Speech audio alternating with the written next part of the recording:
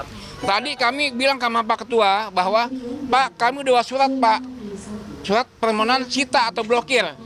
Nah, kami juga udah sampaikan di data itu aset-aset yang akan kita sita, harta bergerak, tidak bergerak, termasuk nomor rekening ya. Jadi yang kita ajukan untuk disita atau blokir adalah satu, pertama ada tanah dan bangunan, yang kedua adalah kendaraan, yang ketiga rekening.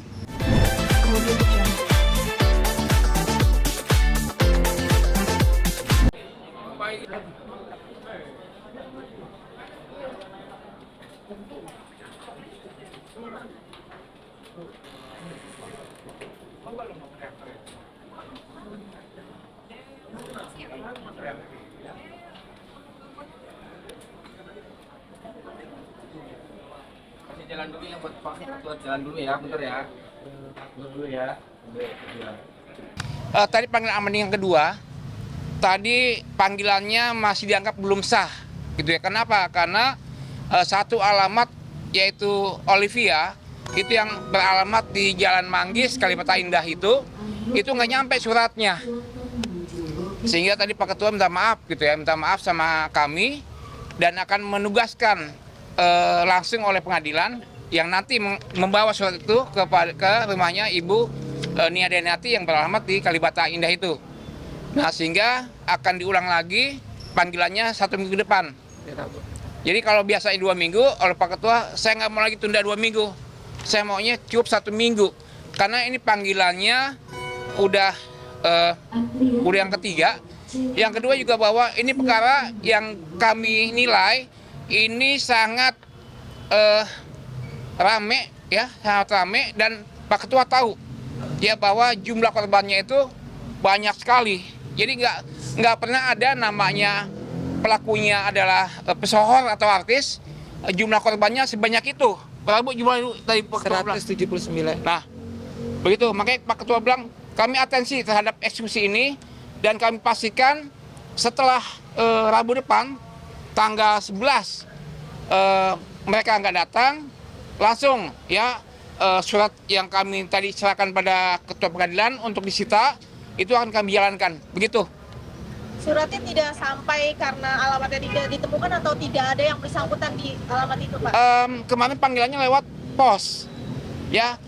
Begitu sampai dikirim ke oleh orang pos kemana ke Kalibata Indah, itu disebutkan bahwa Olivia tidak tinggal di sini. Nah itu kan. Beda nanti kok yang manggil itu adalah jurusita.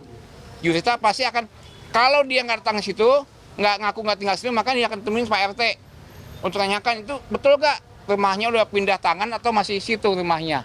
Berarti ada dugaan lari nggak sih, Pak? Ya memang dari awal begitu ya Bu ya.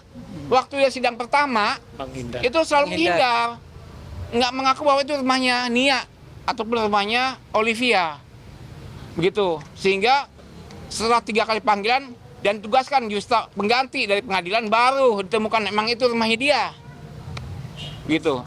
Memang ya kami anggap itu nakal, memang nakal dan nggak ada yang baik gitu loh. Berarti memang sudah tidak terlihat itikat baiknya. Betul dari 4,5 tahun lalu. Bang, ini kan hari ini tidak datang nih, mungkin ada apa yang pengen abang lakukan untuk minggu depan yang agar mereka tidak menjawab. Tadi kami bilang sama Pak Ketua bahwa Pak, kami udah surat Pak, surat permohonan sita atau blokir.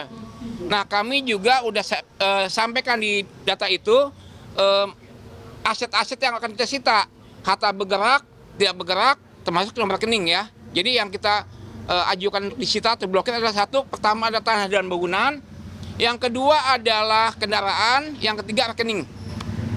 Totalnya kira-kira perkiraannya taksirannya berapa tuh, Pak? Kalau kami nilai satu rumah aja deh ya, satu rumah di Kalibata itu nilainya 25 M. Jadi cukuplah untuk bayar kewajibannya yang cuma 8,1 M. Jadi tidak masalah walaupun itu nilainya sebenarnya kurang ya, Pak? Ya? Lebih Pak, karena anggaplah satu rumah yang ada di Kalibata itu nilainya 25 M, gitu ya, hasil appraisal ya. Nah, sebenarnya kewajiban pada para korban itu cuma 8,1, jadi cukup lebih. Tapi kami nggak cuma satu rumah yang kami minta untuk disita, 3 rumah. Kenapa tuh, Pak? Pak? Dari satu rumah aja udah cukup. menutup. Ya kita nggak tahu ya, bisa aja kan sama dia dialihkan, dijual kan gitu. Makanya kita minta tolong Pak Ketua, tolong cepet-cepet deh. Karena kita tahu tabiat mereka itu memang tabiat nakal. Ya, gitu Bu ya. Berarti dalam artian seandainya Olivia tidak juga kunjung datang, tapi akan ada penyitaan, Pak, ya? Ya betul. Yang jelas dari Ketua Pengadilan tadi memang udah sampaikan bahwa ya kami tahu bahwa memang ini eksekusi yang menyita perhatian. Jadi tadi juga Pak Ketua bilang ya, itu tadi saya mau masuk aja susah masuknya ke dalam karena ada banyak wartawan. Begitu. Jadi Pak Ketua sangat konsen. Jadi dia bilang bahwa ini ada eksekusi yang paling prioritas, paling yang diutamakan. Rumah itu sendiri atas nama siapa, Pak? Yang jelas satu aja ya. Rumah yang di Kalibata itu kan rumah hasil gonogini Ibu Nia dengan suami yang pertama. Bapaknya Oi. Oh, bapaknya Olivia. Ya, siapa nama Ibu? Pak Muhammad Hisam, yang orang Brunei. Nah, jadi dengan demikian, kalau itu sudah si bapak udah meninggal, maka jadi harta waris. Ya, siapa harta warisnya? Pewaris siapa ahli warisnya? Ibu Nia dan Olivia. Gitu. Pak sudah dengar rencana akan dilakukan Eksekusinya kapan gitu Pak? Eksekusinya tunggu 1 minggu lagi, ya 1 minggu lagi panggilan yang ketiga itu dia nggak datang juga, udah langsung mereka akan lakukan oleh pengadilan. Karena begini, Pak Ketua juga bilang kami ini pasti akan kebentur sama waktu karena kan mau libur Lebaran, makanya kami minta supaya tanggal 11 nanti yang terakhir. Yang kedua juga nanti kami akan minta perintahkan sama jurista pengadilan segera sita dan blokir semua aset-aset yang udah diberikan pada kami, gitu.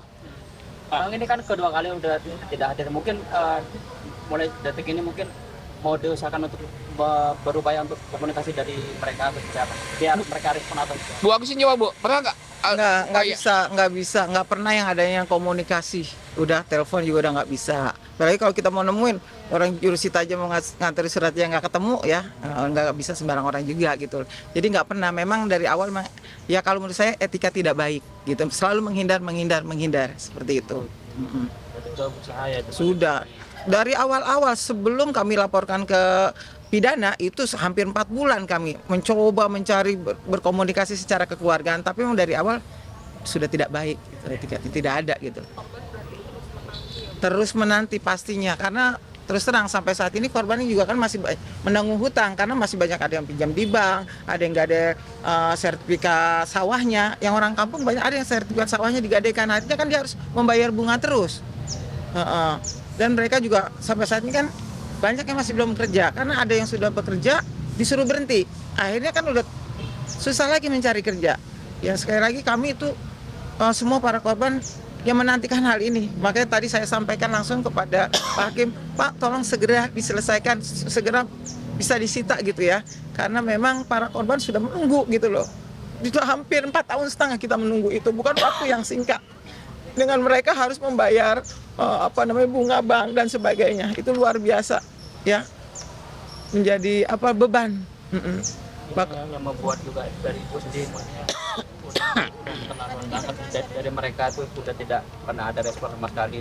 Ya, usahanya maksimal di sini akan sudah habis. Iya, kita sudah mempercayakan semuanya kan. Ya kita sudah berupaya dari awal ya secara kekeluargaan, tapi kan tidak pernah menemukan titik temu. Akhirnya sampai kita laporkan di pengadilan, sampai pidana, sampai perdata pun akhirnya kan kita menang. Ya, tapi memang ya kembali lagi kepada mereka bertiga gitu ya. Yang mungkin yang saat ini saya lakukan ya, kita tetap melaksanakan sesuai apa yang menjadi amar putusan dari pengadilan. Kita menuntut, kita meminta uang kita, bukan kita meminta uang dia gitu loh. Ya itu menjadi hak kita yang kita cari dengan jerih payah, dengan hutang sana hutang sini, kita terbelit hutang sampai sekarang, bahkan beban malu, bukan psikologis ya. Bahkan ada orang tua dari korban sudah 9 orang yang meninggal ya, karena mungkin terlibat utang ya, malu juga. Ada juga satu korban CPNS Bodong ini depresi karena dia udah malu sama tetangga, udah sempat selamatan di rumahnya. Ya udah bangga lah, merasa sudah pakai baju korpri udah dilantik, tapi hasilnya bang malu dengan tetangga. Akhirnya dia mengunci diri di rumah, nggak pernah mau ketemu orang. Ada seperti itu. Berarti selain kerugian materi juga psikologis. Pastinya luar biasa. Bukan hanya materi saja, kita beban mental, beban malu, ya, dengan tetangga, dengan keluarga yang awalnya kita merasa bangga nih, gitu kan, udah merasa dilantik, udah jadi CPNS, ternyata itu kebohongan. Mungkin adanya rencana buat eksekusi rumah, kabar baik juga kah buat para korban apa gimana? Iya, saya kan selalu berkomunikasi dengan teman-teman ya, bahwa ya kita mohon doanya bagi teman-teman, kan teman-teman ini ada yang di luar kota juga, bukan hanya di Jakarta. Saudara saya juga ada yang di luar kota gitu kan, jadi kita mohon doanya dari jauh supaya cepat-cepat ini proses eksekusi ini berjalan, supaya uang kita bisa kembali. Itu teman-teman udah selalu menanti dan setiap saat menantikan atau menanyakan juga kepada kita. Sama Bang Nute. Itu saya sempat ketemu sama ibunya. Gitu. Iya.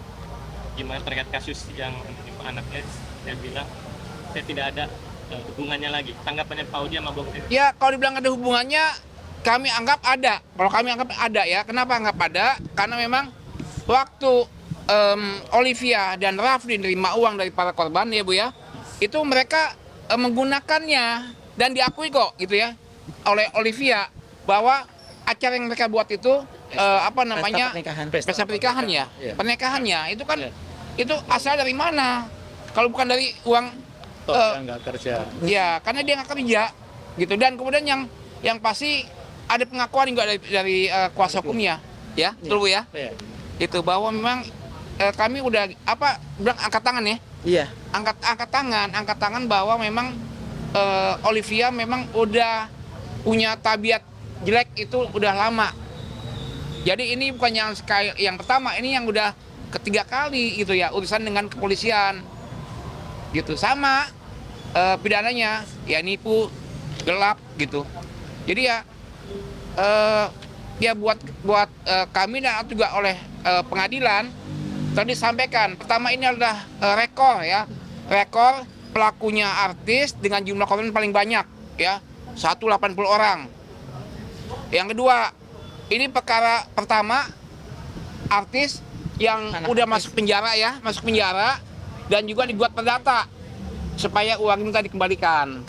Jadi memang ya perkara yang fenomenal yang sangat buruk buat kehidupan para pesohor lah atau artis begitu. Mungkin terakhir komunikasi sama pihak Olivia sendiri. Nah, tadi ada dari kami bertemu sama kuasa hukum yang lama ya, Pak Aswin ya. Pak Aswin bilang bahwa saya bukan lagi kuasanya mereka, karena juga saya nggak mau lah gitu ya jadi kuasa untuk perkara kayak gini, karena saya tahu bahwa ini perkara yang korbannya banyak gitu dan kemudian nggak ada upaya untuk selesai, jadi udah saya nggak mau lagi jadi kuasa mereka gitu. Berarti maksud memastikan untuk kehidupan terakhir kalau dia sampai tidak datang dia pasti rumahnya disita. Ya, jadi kami pastikan ya tanggal 11 Maret adalah aman terakhir oleh Pengadilan Negeri Jakarta Selatan. Kalau kemudian juga tanggal 11 dia nggak datang, maka pengadilan akan langsung menyatakan sita. Jadi jangan sampai sebelum libur panjang Lebaran itu nggak ada kita apapun. Maka tadi ketua pengadilan bahwa pokoknya tanggal 11 surat masuk, data kami terima, kami akan minta langsung pada Judisita segera blokir aset milik termohon eksekusi begitu. Jadi jadwalkan sebelum Lebaran sudah ada Ya. Kalau besok dia pada nggak ada. Betul. Jadi artinya sebelum Lebaran udah dilakukan sita dan blokir terhadap aset yang kita minta untuk dijalankan oleh pengadilan. Terima kasih. Ya, Ya.